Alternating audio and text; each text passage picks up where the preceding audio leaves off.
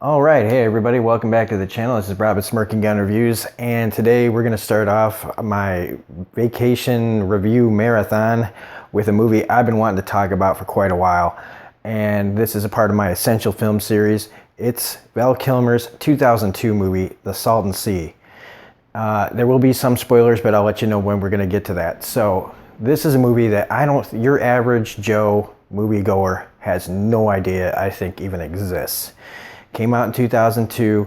It's got an incredible cast that's like Val Kilmer, Vincent D'Onofrio, Doug Hutchinson, Anthony LaPaglia, Deborah Kara Unger, Louise Guzman, Peter Sarsgaard, Danny Trejo, B.D. Wong, a very pissed off Badger, and I feel like, Adam Goldberg. God, I mean, the list kind of goes on. I feel like I'm definitely missing at least one or two other people that are in this. Meatloaf is in this. And this is a part film noir, part revenge thriller, part train spotting, part... that's about all the parts, I guess. And it's funny. And nobody has seen this movie, really. If you're a hardcore movie fan, I'm pretty sure you probably have. But I looked this up, and I don't really see anybody reviewing this movie. Nobody talks about this movie. And that's why it makes my list for sure, because I haven't seen it in a good long while. And I am really glad I watched it again. It's definitely not on my final viewings. And so I do think this comes up as one of those movies that everybody, if you're a big movie fan and you haven't seen this movie, you really need to check it out. It's not going to change your life or anything, but it is pretty damn good and solid and has a lot of twists and turns and all the things that you like in a good film noir. You know, you got your kind of unreliable narrator. You've got crazy villains. You've got that are just got all these quirks. You've got interesting ways to tell the story. You got bunch of great actors doing a lot with very little sometimes, and the story in itself isn't original, but it's how it's executed, because you have this guy played by Val Kilmer who he's sometimes this guy named Danny Parker and sometimes he's a guy named Thomas Van Allen, and which one he is in real life depends on the situation. So a while back something really bad happened to him, and he's basically telling you this story of what he's doing through very slow progression. About just over an hour, you kind of start to see the pieces all come together. And then you get this great third act that happens. And it still has ways to twist and turn and keep you interested and caring about what happens to this guy. And you even care about some of the other characters too. It's interesting where it goes. And I really like, now there's people in this movie that some people don't like. I think Doug Hutchinson is an underrated actor. I like him in this a lot. Vincent D'Onofrio is crazy. I mean, he does a lot of crazy roles. He's freaking nuts in this as a guy named Pooh, who has no nose because he's done so much drugs. You got B.D. Wong as a cowboy, kind of... He's been doing a lot, man, with like his persona. He's got a lot of range. You got Peter Sarsgaard is great in this as like Danny's friend, and Deborah Kara Unger, who I always love in everything. And so he, without giving too much away, he's on this quest. He's like a tweaker, and he goes into a lot about that lifestyle of meth. And we get into the history of meth, things like that, him describing what it's like to be somebody that tweaks out on drugs and lives this lifestyle. And then from there, it just starts to turn into this like kind of hard-boiled crime movie with a lot of interesting ways to, to tell the story that reminds me a lot of like Train Spotting and things like that. And so before I get into spoilers, I just want to say that if you have not seen this movie, I highly recommend checking it out. Val Kilmer is great as always. I know that he is known as kind of a difficult actor, but 9 times out of 10, if you're seeing a Val Kilmer movie, you're going to get a great performance and usually a pretty decent movie. He wasn't like the Snowman or something, but that's, You know, like I said, that's like a little blip. And honestly, he doesn't make enough movies. He's kind of not been around much.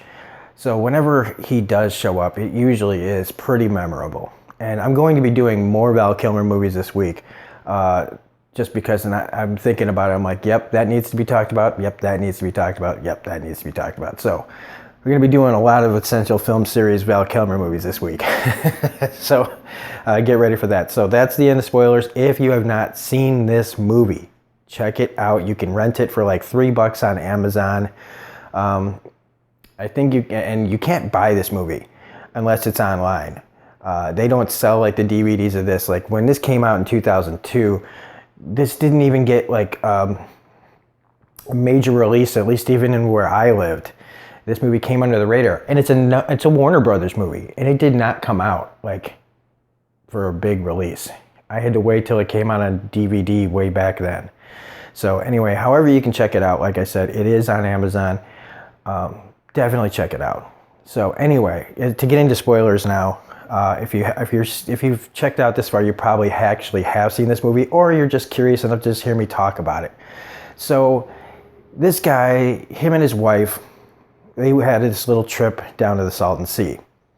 And what I'm going to do here is just pause it on this shot. You can't even really see it, but he and his wife took this trip down to this place called the Salton Sea. It's a real place. And something terrible happens, and she's killed. And we don't really get the full scope of that. They stretch out this story over the course of the movie, seeing what happens. And there, we'll pause it right there.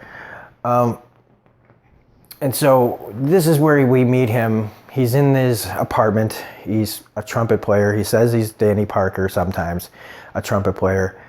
And we get into the history of how he became into the tweaker lifestyle. And we get this like really interesting history about meth, and about how it started in like Japan. And then, you know, you get the history of like people like the 50s housewives that were doing it. And we get some, you know, like people that cook it here. And if you see people buying lots of cold medication, you know, those are the ones that you need to look out for. And you get to see all this group of friends and what this life has done. And he really has committed to being like a druggie, a junkie. And so you don't really know, like, you can't really trust this guy. You don't really know how much of this is, how far down he's gone. But see, at this point, you also don't know everything about him. So right now, you're just kind of talking to this guy who's a pretty laid back junkie. And, you know, his circle of friends. And you then find out that he goes to deals and finds guys that sell drugs that have a good enough amount of them to set them up with these cops, played by Doug Hutchinson and Anthony LaPaglia, who take these busts for him. And so he's a rat in the drug community, but nobody knows about it. And at some point, he's done enough deals where this group in Mexico, these Domingos, they're looking for whoever the rat is. All these guys that sell their drugs are going down for it. So the cops tell them to back off and, you know, disappear.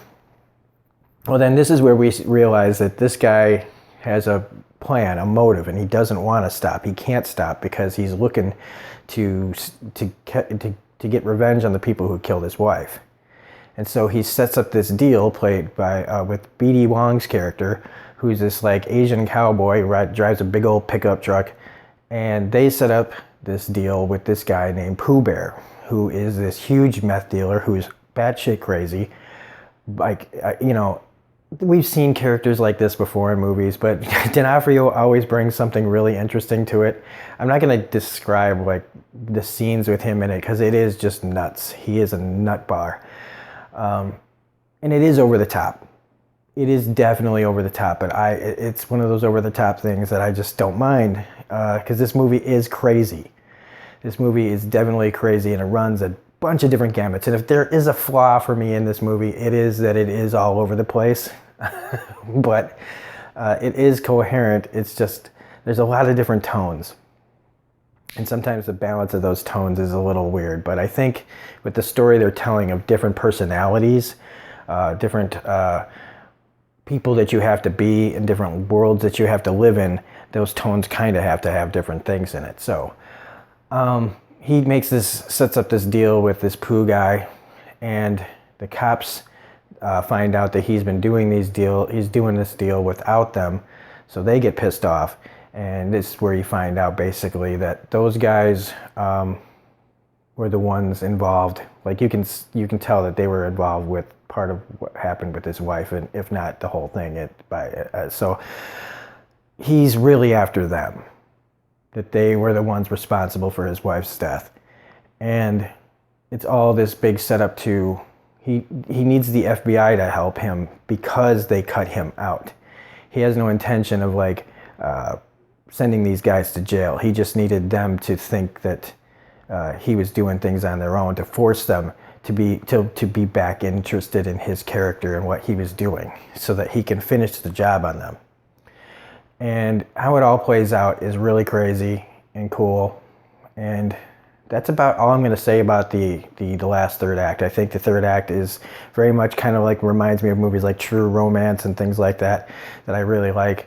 And this was kind of one of those movies, when you look back on it, was probably trying to be a lot like a Tarantino movie a little bit. But the whole film noir aspects of the movie really kind of hold it up. And the interesting kind of, I want to say the kind of the train spotting type parts when it's talking about the drug world, definitely some influences from that movie as well.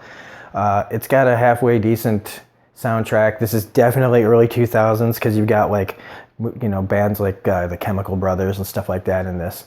So that's about it. I didn't know how much. I don't want to tell the whole damn movie story. I'm trying to give you like broad strokes. So if you we're listening to this part, hopefully you have seen the movie. Hopefully, if you haven't seen the movie and you're still listening, and I still hope you want to see this movie, because it's really, really good. And again, nobody knows about this movie, man. I don't know anyone besides myself in my circle of people that I've really met throughout the last probably 15 years. This movie's been out for about 16 years now. I have not met a single person unless I've shown it to them, this movie. So anyway, that's it. The Salton Sea, Val Kilmer, fantastic performance, crazy movie. Like I said, it won't change your life, but it is something that if you want something different, if you're looking for something that you would be pleasantly surprised by, and you think you have seen it all, and then you see this video and you realize you haven't, definitely check it out. Like I said, Amazon Prime, it's on Amazon for $3, so you can check it out there. Otherwise, this is it for this review. So if you liked it, please hit the like button, comment, share, subscribe, all that jazz. Hit the bell for all notifications. We will be continuing with more movies and TV reviews all week. We'll have South Park. We just had Better Call Saul last night. Walking Dead I will be doing begrudgingly, sort of, on Sunday. More of The Expanse as well, and a whole bunch of other things that I just feel like doing just because I'm on a vacation and I'll do whatever I want. So anyway, this is Robin Smirking Gun Reviews saying, please check out this movie. Thank you for checking out this video. Thanks for all the support, everybody that does watch this, and we will see you on the next one. See you later. Bye.